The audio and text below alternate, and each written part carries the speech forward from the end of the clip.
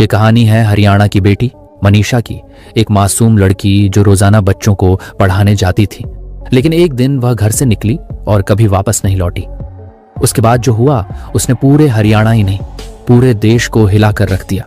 आखिर क्या हुआ था उस दिन मनीषा के साथ? आइए इस दर्दनाक कहानी को शुरू से आखिर तक जानते हैं। आज इस वीडियो को मनीषा की न्याय के लिए पूरा जरूर देखें और ज्यादा से ज्यादा शेयर कीजिए। आज की जो सच्ची घटना मैं आपको सुनाने जा रहा हूँ वो हरियाणा प्रदेश के जिला भिवानी की है। भिवानी जिले में एक गांव पड़ता है, दाढ़ी लक्ष्मण।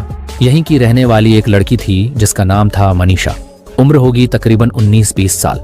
बड़ी ही सीधी सादी, अपने घर वालों की लाडली और पूरे गांव की पहचान। अभी कुछ ही दिन पहले मनीषा ने अपने करियर की तरफ पहला कदम बढ़ाया था। पास ही एक जगह है सिंघानी, वहां पर एक प्ले स्कूल है। उसी स्कूल में उसने टीचर की नौकरी ज्वाइन की थी। रोज सुबह ठीक 8 बजे घर से निकलती और स्कूल में पूरे मन से बच्चों को पढ़ाती, उनका ध्यान रखती और शाम को समय से घर वापस आ जाती। लेकिन 11 अगस्त 2025 का दिन अलग था। उस दिन सुबह रोज की तरह स्कूल गई, सब कुछ सामान्य था। मगर लगभग सुबह 11:23 पर उसने अपने पिता संजय को फोन किया। बोली, पापा आज थोड़ा देर हो जाएगी, मुझे BSSC नर्सिंग का फॉर्म लेना है और भरना है, आप टेंशन मत लेना। पिता ने भी प्यार से जवाब दिया, कोई बात नहीं बेटा, आराम से आ जाना, कोई दिक्कत नहीं है। ये बातचीत यहीं खत्म हो जाती है। संजय को जरा भी अंदाजा नहीं था कि ये उनकी बेटी की उनसे आखिरी लंबी बातचीत साबित हो सकती है। कुछ देर बाद मनीषा को एक और फोन आता है। फिर वह घर पर दोबारा फोन लगाती है। इस बार फोन उसकी मौसी उठाती है। मौसी पूछती हैं, क्या हुआ बेटा? मनीषा कहती है, मौसी जी मैंने एक सूट ऑनलाइन ऑर्डर किया था, डिलीवरी वाला कभी भी आ सकता है, आप उसे ले लेना। मौसी थोड़ी व्यस्त थी, बोली, अरे बेटा हम तो अभी काम में लगे हैं, घर पर हैं भी नहीं।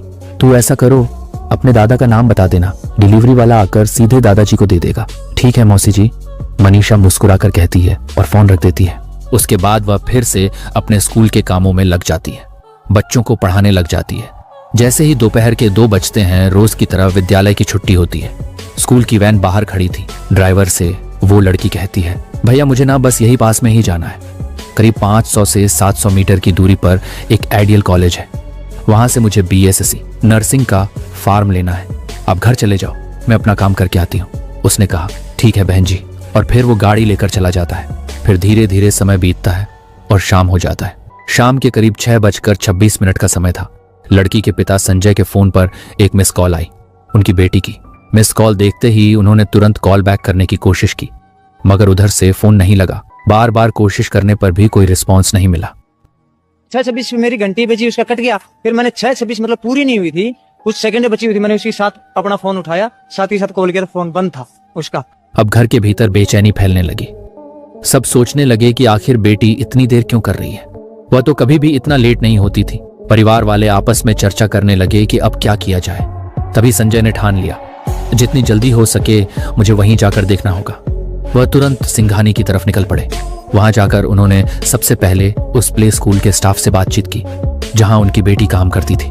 उन्होंने पूछा, भाई साहब मेरी बेटी आज घर नहीं पहुंची, आपको कुछ जानकारी है कि वो कहाँ गई थी? लेकिन किसी को कोई ठोस जानकारी नहीं थी। चिंता और बढ़ी तो संजय ने 112 नंबर डायल किया और पुलिस से मदद मांगी।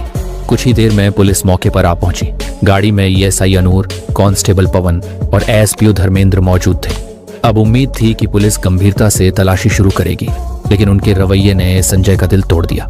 बातचीत में उन्होंने बेहद गैर जिम्मेदाराना और शर्मनाक बातें कही। तुम्हारी लड़की भाग भूग गई होगी, आ जाएगी। जब संजय ने ये बातें सुनी तो वह बहुत गुस्से में आ गया। भाग भूगी होगी, आ जाएगी 1-2 दिन के अंदर, 2-4 दिन के अंदर आ जाएगी। बोले क्यों घबरा रहा है? ये बात होकर के फिर मैं उसको बोल रहा भी हूँ, सर मगर ये तो कोई बात नहीं है, इस काम के लिए नहीं आए आप यहाँ पे, जिस काम के लिए आए ना वो काम करो यहाँ पे।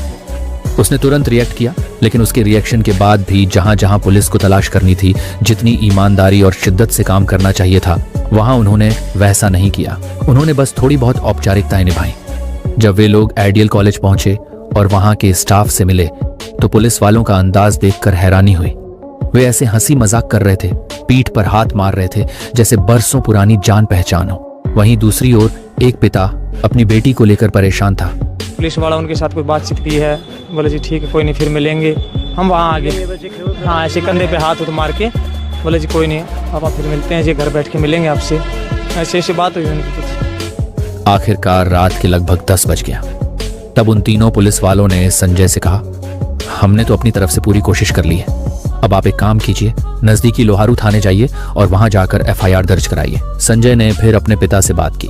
उसके साथ जो एक दो साथी थे उन्होंने भी कहा कि अब तो रात बहुत हो गई है, क्यों न सुबह चलकर एफआईआर कराएं। सबने सोचा कि सुबह जाकर देखेंगे।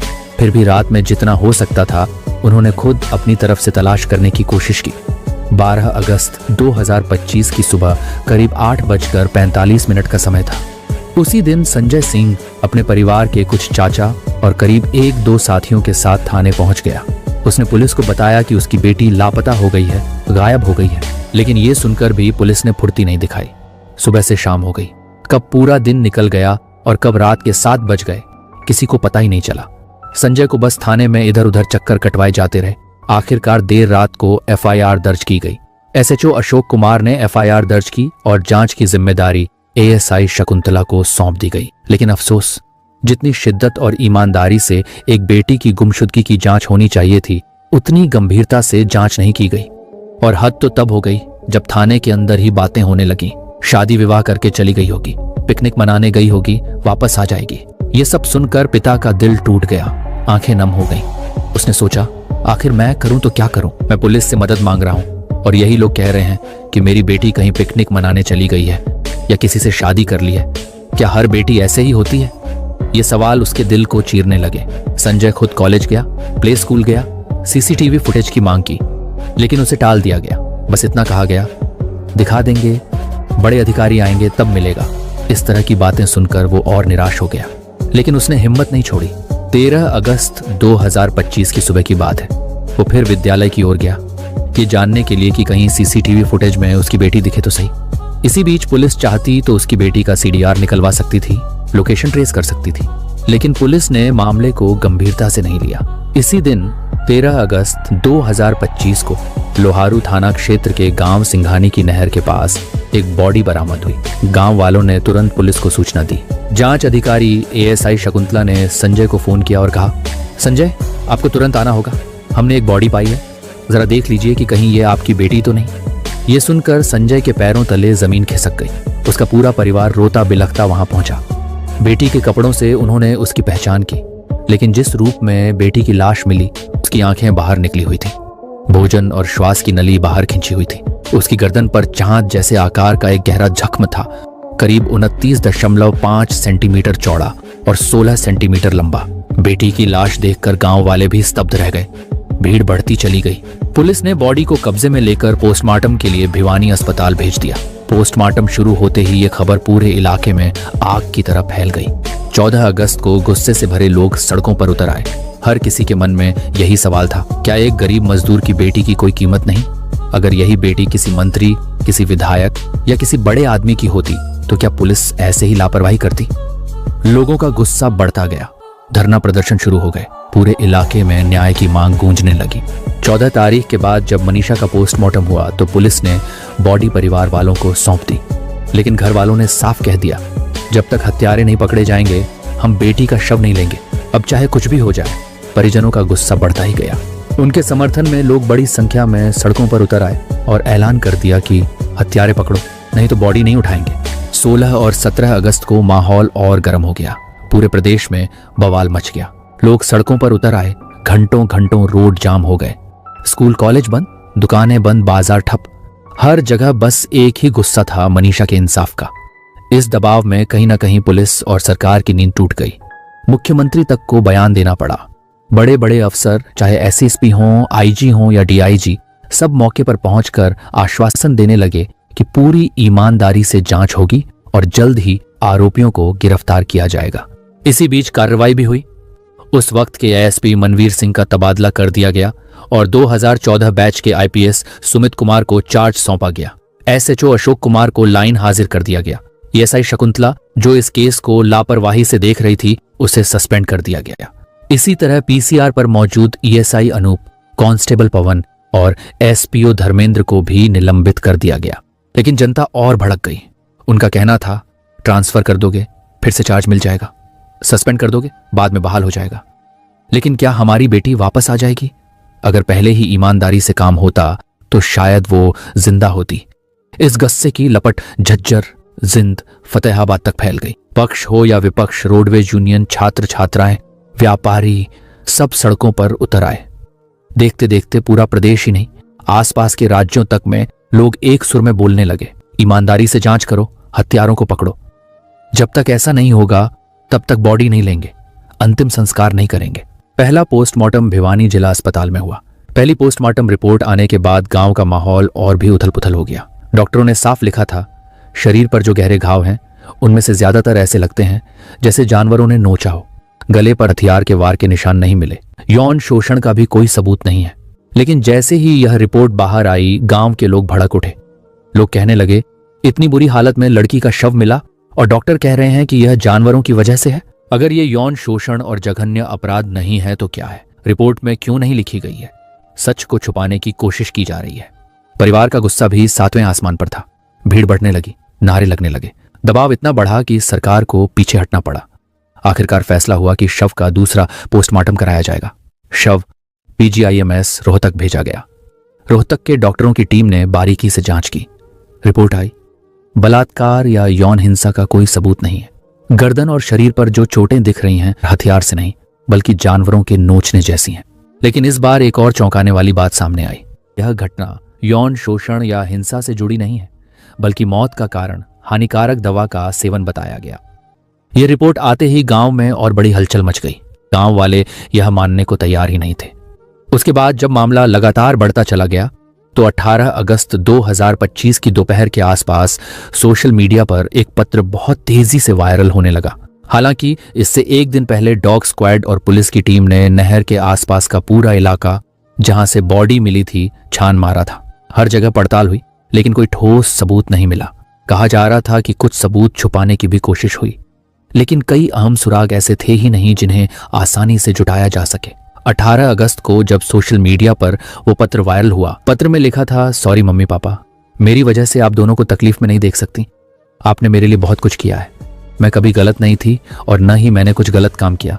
बस मैं आपके सपने पूरे करना चाहती थी।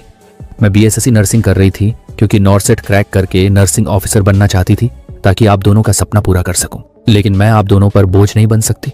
अगर मैंने आपको कभी दुख दिया हो तो माफ कर दीजिए।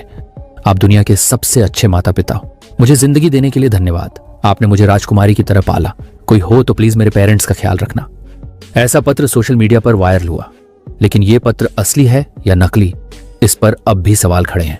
सबसे बड़ा सवाल लोगों के मन में यही है कि अगर यह सचमुच मनीषा ने अपने माता पिता के लिए लिखी थी तो उसने अंग्रेजी में क्यों लिखी, जबकि उसके माता पिता को अंग्रेजी पढ़नी आती ही नहीं।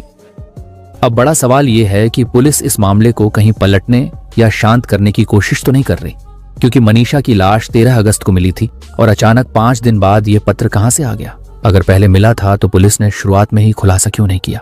इसके अलावा मनीषा 11 अगस्त को लापता हुई थी और 13 को बॉडी मिली। सवाल यह भी है कि अगर शव 2 दिन तक खेत में पड़ा रहा तो उस दौरान किसी की नजर क्यों नहीं पड़ी, क्योंकि वह जगह एक आम रास्ता था और वहां से कई लोग आते जाते रहते थे। लाश पर गले में गहरे जख्म के निशान भी मिले। इस बीच इस केस में SP का ट्रांसफर हुआ और कई पुलिस वाले सस्पेंड हुए। अगर यह पत्र शुरू से पुलिस के पास था तो उन्होंने शुरू में इसे सार्वजनिक क्यों नहीं किया। 4 दिन से मामला राजनीतिक रंग ले रहा था। विपक्ष के नेता धरने पर बैठ रहे थे। ऐसे में पुलिस ने पहले ही यह स्थिति साफ क्यों नहीं की। परिवार और जनता की लगातार मांग के बाद अब सरकार ने इस मामले की जांच CBI को सौंप दिया है। आगे देखना होगा कि जांच में क्या नए खुलासे सामने आते हैं। अगर आपने अभी तक वीडियो को लाइक नहीं किया है तो कृपया वीडियो को लाइक करें और चैनल को सब्सक्राइब जरूर